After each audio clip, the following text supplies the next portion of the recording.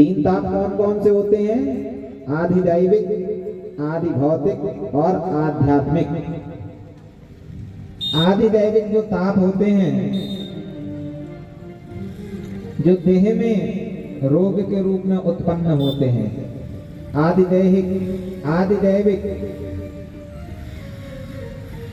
जो देवीय ताप होते हैं, पता पड़ रहा है कि भाई फसल खड़ी है, पकी पकाई और ऊपर से ओले गिर गए, जो देवताओं का ताप है।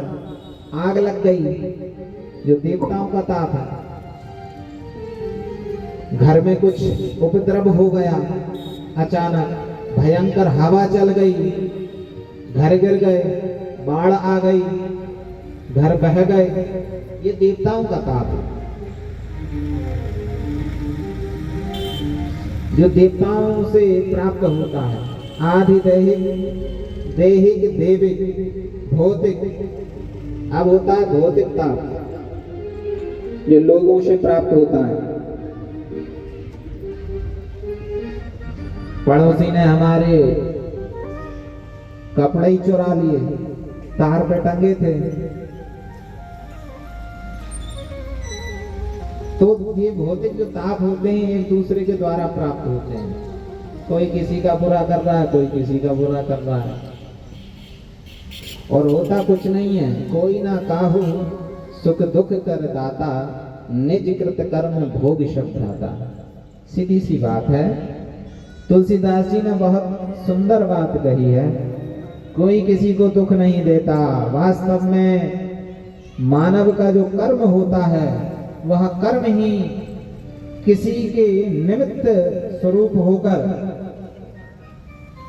और हमारे सामने दुख रूप में प्रकट हो जाता है। कोई हमें अगर दुख दे रहा है तो उसमें भी कहीं ना कहीं हमारा ही दोष होता है। अगर हमें मानसिक कष्ट है तो हमने कहीं ना कहीं किसी को मानसिक कष्ट दिया होगा, तभी हमें मानसिक कष्ट प्राप्त हो रहा है। हमें शारीरिक कष्ट है तो कहीं ना कहीं हमने किसी को शारीरिक कष्ट दिया होगा, तभी हमें किसी ने शारीरिक कष्ट दिया है।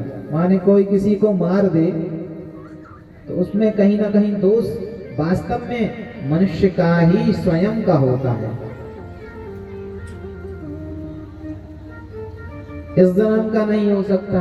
मान लिया भाई, अगले कितने जन्म आप ले चुके हो इसके विषय में आपको ही नहीं पता।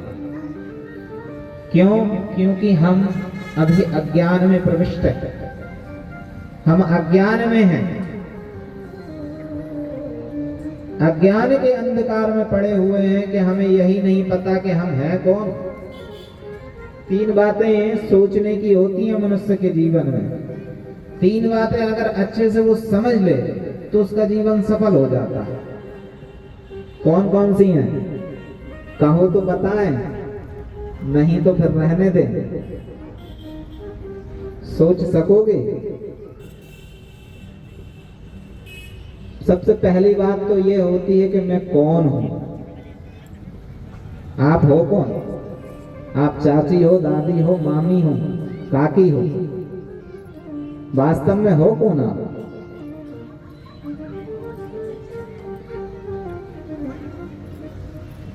हम तो लड्डू के पापा की बहन हैं। अरे आप बहन तो लड्डू के पापा की हो, लेकिन आप कौन हो? आप वास्तविकता में आप हो कौन? पहली बात, आप कौन हो, ये प्रश्न है। ये प्रश्न हम 3 प्रश्न दे रहे हैं, इसका समाधान लेके आना कल की कथा में। आप कौन हो और आप क्यों हो? आप क्यों हो इसके विषय में भी सोचना कि आप हो क्यों, क्या कारण है आपका होने का। उस कारण के विषय में जानना, समझना, चिंतन करना। एक दिन में ना समझ में आए तो भाई 7वें दिन बता देना, 1 हफ्ते में तो आ जाएगी समझ में।